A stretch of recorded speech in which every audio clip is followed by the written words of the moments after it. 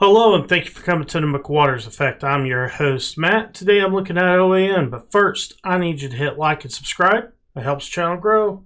Let's take a look at this news article. GA Secretary of State draws challenger based on election failures. And there's a video. We'll go ahead and watch it. A Georgia statewide poll watcher outlines the irregularities he saw during the vote count in 2020, when America's Scott Wheeler has more. State government officials continue to ignore the complaints filed by election workers who were witnesses to what they consider serious problems with election integrity. One American News spoke with one such witness in Atlanta. Correct. And Mark Amick is an experienced poll watcher certified to cover the entire state of Georgia. What Mr. Amick says what he saw in DeKalb County, Georgia was troubling. Something along those lines, and the tables were spread out to a point where you could not observe, with any real due diligence. It was like one for every 15 tables. And then yet they would do the tables were so far and spread apart that you really could not observe in any meaningful manner of what was actually being done. One poll watcher for 15 conference tables? Correct. And they were sectioned off by color.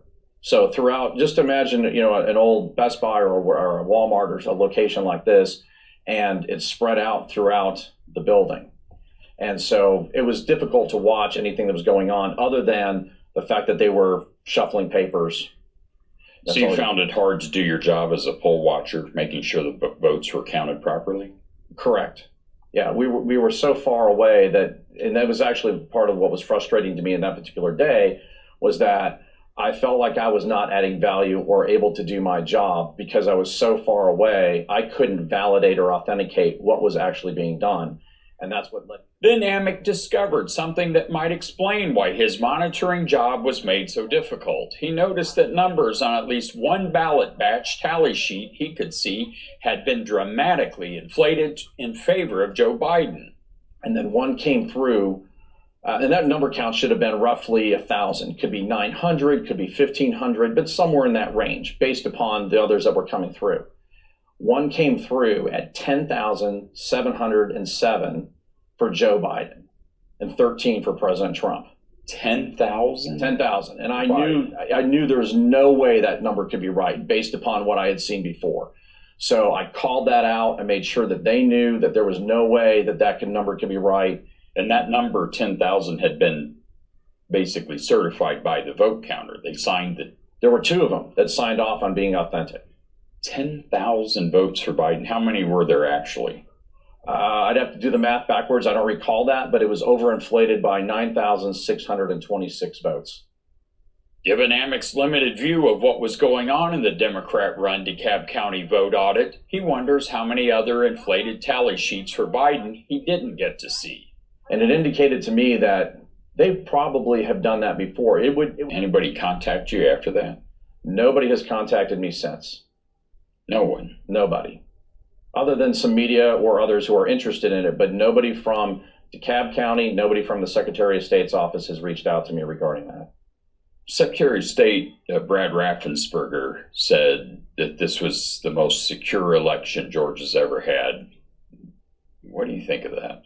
I think Brad Raffensperger's got ahead of himself. I think it's what he hopes or wants that to be, and that's what I think he wants others to think it is. But I don't see how that's possible. When you hear the media say that this was a free and fair election, what do you think? Well, what frustrates me most is the continued narrative that the media drives, some of the elected officials and others that continue to discredit my word, my character, and those of others who have come forward to say that it's not widespread, unsubstantiated, or part of a big lie, when really it's those with the authority and the responsibility to authenticate it that have not done their job. As more election officials speak out on election integrity, state officials in charge of conducting a free and fair election become less willing to talk.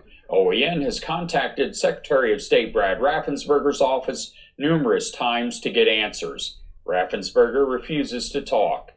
For One American News, I'm Scott Wheeler. All right, guys, that's the end of the article. And man, another big news story out of Georgia. it seems like there's one coming out every week. You find out more and more information. And this is the second one I've seen about Cobb County and about the irregularities that was happening there during the election.